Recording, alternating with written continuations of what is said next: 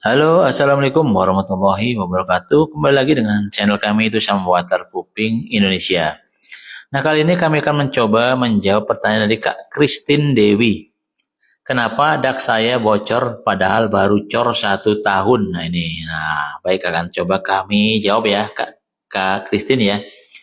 Jadi sebenarnya dak beton yang baru 1 tahun bocor itu sudah cukup sering terjadi. Biasanya bukan karena umur ya, Kak, umur ya betonnya ya Kak ya.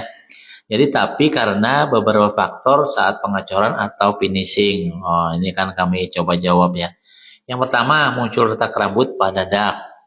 Setelah beberapa bulan, beton bisa mengalami penyusutan alami. Nah, ini wajar ya guys sebenarnya.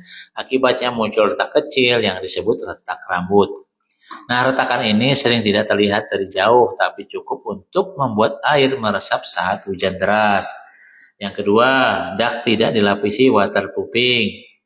Banyak orang mengira beton sudah otomatis tahan air, padahal sebenarnya ya, Kak Christine ya, sebenarnya gini, beton memiliki pori-pori. Yang kedua, air bisa meresap perlahan. Dan yang ketiga, jika sering hujan, rembes akan muncul. Tanpa waterproofing, dak beton memang rawan bocor. Nah, itu ya Kak ya. Jadi yang ketiga, kenapa sih baru 1 tahun bocor? Nah, jawabannya yang ketiga, ada genangan air di atap. Jika kemiringan dak kurang baik, air hujan tidak langsung turun ya Kak ya. Air akan mengenang berjam-jam, bahkan bisa berhari-hari. Semakin tekan, jadi kan tekanan air ke beton akan semakin besar.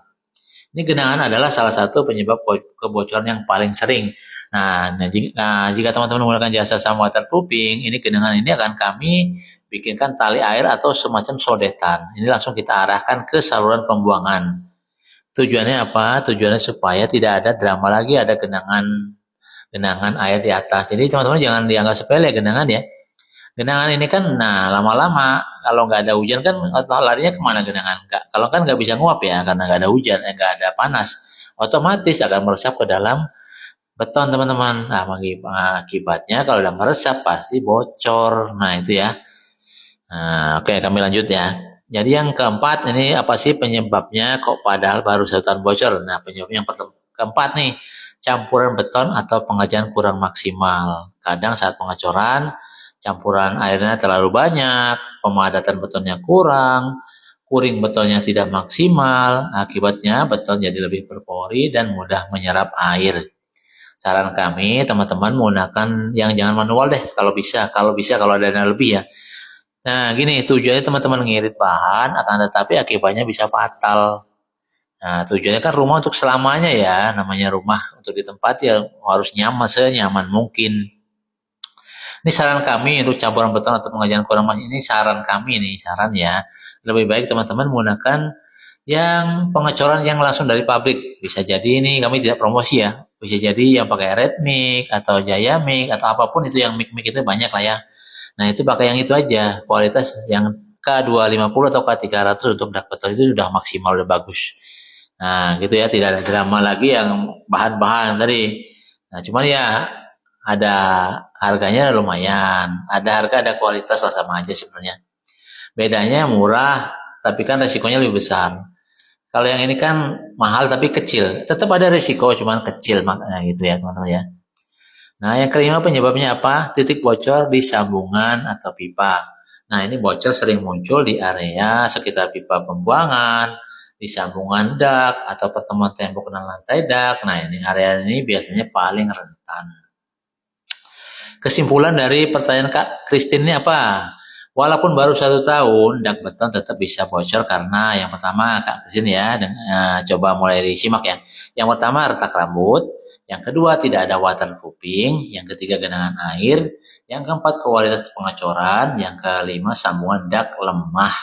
Nah ini jika Kak Christine mau tanya-tanya mengenai harga jasa waterproofing, langsung saja hubungi kontak kami di nomor 0821 3435 8787 dengan Sam Waterproofing.